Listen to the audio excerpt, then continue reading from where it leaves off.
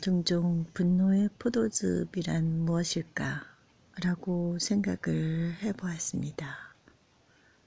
순간적으로 제가 동물 활동가들의 영상을 바라보면서 느끼게 된 한 가지는 그 분노의 포도즙 틀을 밟으신다. 그리고 또 강수와 같이 흐른다. 이런 표현들이 그 동물이 죽고 그 또랑에서 흐르는 그 동물의 피와 닮았구나라는 생각이 들었어요. 그리고 또 실제로 성도들의 피라고 그랬죠. 성도들의 피인데 그러면 사람들의 피만 가지고 포도즙을 예표하는가 라고 생각을 했는데 그게 아닌 거더라고요.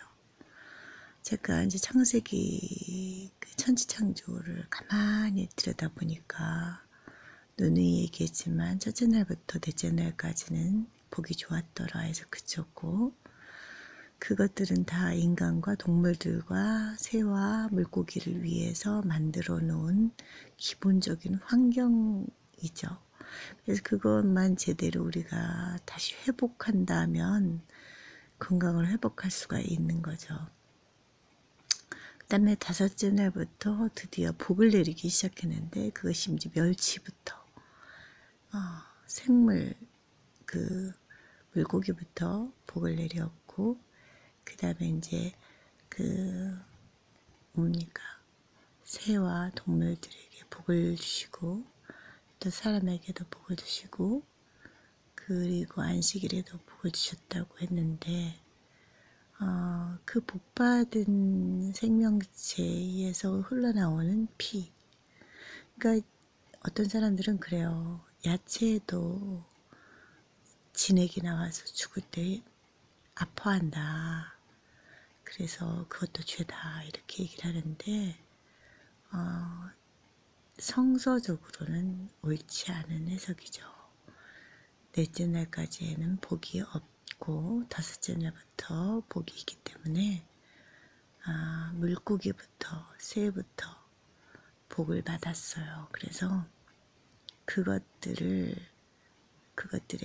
인간과 같은 피를 갖고 있지만 DNA가 다르죠. 종이 다르기 때문에. 그래서 그게 섞어지면 안 되고 종이 DNA가 다른 DNA가 인체에 들어오면 안 되는 거죠. 그렇게 해서 그것들을 피를 낼 때에 그 피를 반드시 찾겠다고 한 이유가 바로 거기에 있고, 그것이 분노의 포도즙이라는 거죠. 어린 양이 분노하지 않는데 왜 분노하는가?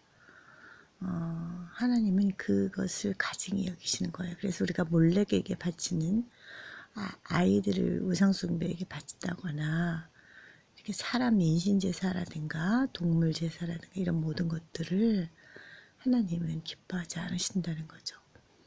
그거를 내가 그걸 먹겠느냐, 그걸 받겠느냐라는 표현이 있죠. 그리고 내가 너 그거 원한 줄 아느냐, 내가 상한 심령을 원했다라는 표현을 하셨듯이 이사야서나 또 곳곳에 구약 성서에서 써 있듯이 하나님께서는 제사를 원하지 않았다는 거예요. 그러나 그것을 통해서 죄를 깨닫기를 바라셨고, 그들이 선악과를 먹은 행동이 그만큼 왕권에 대한 도전이고 하나님을 죽이려 했다는 사실을 깨닫게 하기 위함이었다는 거죠.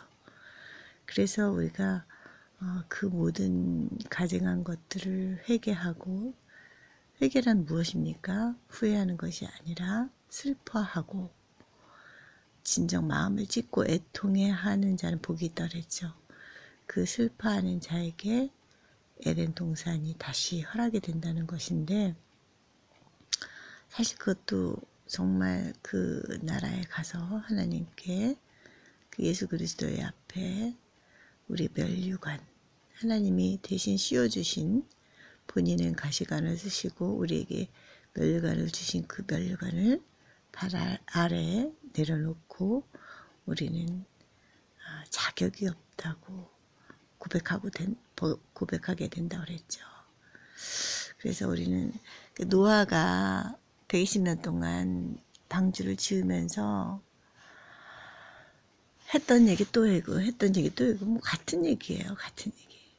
그러나 같은 얘기를 할 수밖에 없는 것은 하나님의 뜻은 참 단순해요. 단순하고 그 모든 것이 예수 그리스도의 피로 연결이 되어 있는 거예요. 그래서 우리는 창조주께서 창조하신 피조물을, 특히 복받은 피조물을 해할 권리가 우리에게는 없다는 거.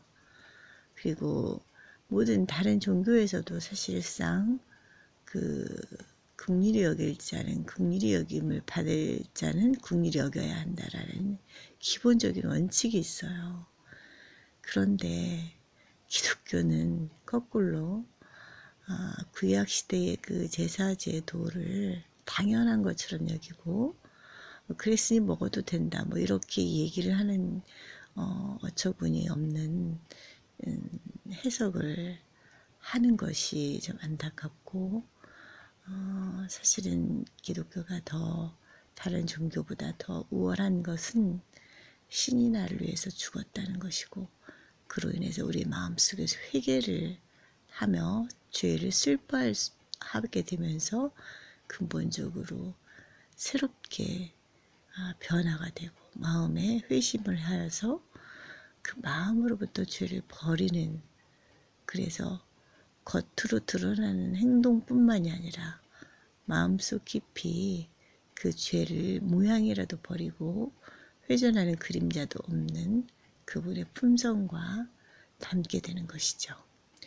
그래서 우리는 그 경지까지 올라가는 것이 참된 그리스도인이라고 볼 수 있으며, 믿음은 그림자를 비추듯이 우리가 그림자가 나타나는 것은 우리의 행동으로 그 믿음이 나타나는 것인데, 가장 그 행동의 첫 번째로 나타나는 것이 의복이라고 해요. 의복은 하나님께서 제사장에게도 의복을 어떻게 입으라고 지시하셨는데 그 지시하신 것이 정말 아름답죠.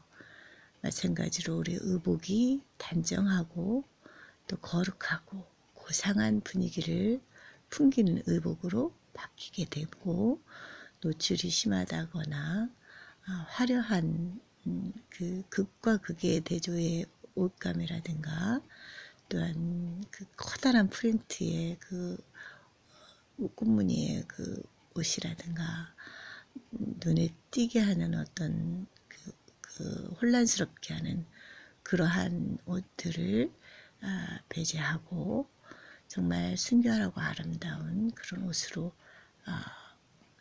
옷을 입는 것으로 바뀌게 된다는 것이죠. 그것이 그 품성, 내면의 품성이 겉으로 드러나는 가장 첫 번째 것이라고 하네요. 그래서 많은 사람들이 그 분노의 포도즙에 취했다 그러는데, 그 사실상 붉은 고기들의 그 붉은색은 피죠. 그래서 그 피 맛을 취했다 그런 뜻인데, 정말 맛있어서 정말 잔인한 걸 알면서도 어쩔 수 없이 먹게 되고, 수많은 가게나 식당에서 그 피를 팔고 있죠. 붉은색이 완전히 피를 빼면 붉은색이 없어지는데 그런 색은 또 맛이 없죠. 그래서 우리는 피 맛에 취한지도 모르면서 피를 먹고 있어요. 그래서 그 포도즙에 취해 있다는 거죠. 그 상징적인 의미가 바로 그렇게 해석이 되는 거죠. 그래서 정말 그 잠언에 그렇게 써 있죠.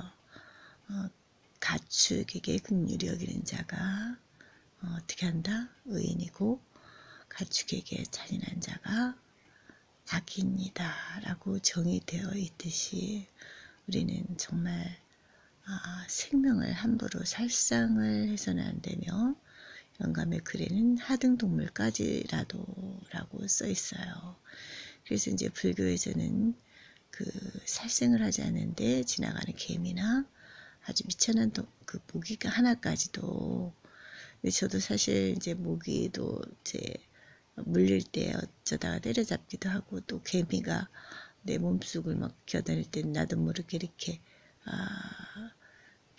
이게 손으로 이렇게 눌러서 누르면 이제 죽잖아요. 죽일 의도가 없었지만 어떻게 하다 보면 죽이게 되는데, 그런 것까지도, 찐득이까지도 그냥 살려서 내보내는 걸 실천하고, 내가 뭐 실수할 수도 있고, 또 오늘은 그렇게 못할지라도 내일은 좀 더 회개하는 마음으로, 뉘우치는 마음으로, 또 슬퍼하는 마음으로 그 작은 생명 하나를 귀하게 여기는 그런, 모르겠어요. 저는 이제 모기나 찐득이나 이런 계통은 잘 모르겠어요. 그게 뭐 하나님께서 어떻게 생각하실지는 잘 모르겠지만, 아무튼 그 다섯째 날부터의 창조물은 다섯째 날부터 일곱째 날까지는 복을 온전히 받은 복된 날이라는 것을 기억하고, 또 누누이 얘기했지만 그 일곱째 날은 하나님께서 자기 자신의 주권을 인정하는 날이고, 통치의 그 어떤 왕권을 나타내는 날이기 때문에, 구약시대에서 종종 안식일을 지키지 않는 사람들을 죽이라는 표현들이 있죠. 그것은 눈에 얘기했듯이 왜 그런가, 왜 이렇게 철권 통치를 하는가라는 의문점을 남기는데, 그것은 단 한 가지, 약자를 보호하기 위한 하늘나라의 평화를 유지하기 위해서라는 거. 그래서 살생하는 그것을 선악과를 통해서 시험하셨고, 먹는 것을 통해서 시험하셨고, 그것이 먹지 말아야 될 것을 탐내는 인간들에 대한 시험에서 아웃되었기 때문에, 아담과 하와가 테스트에서 실패했기 때문에 불칼에 의해서 그 에덴 동산에서 쫓겨남을 받게 되었고, 정말 어떻게 보면 잔인하죠. 굉장히 무섭고, 그런데 그렇게 됐다는 거.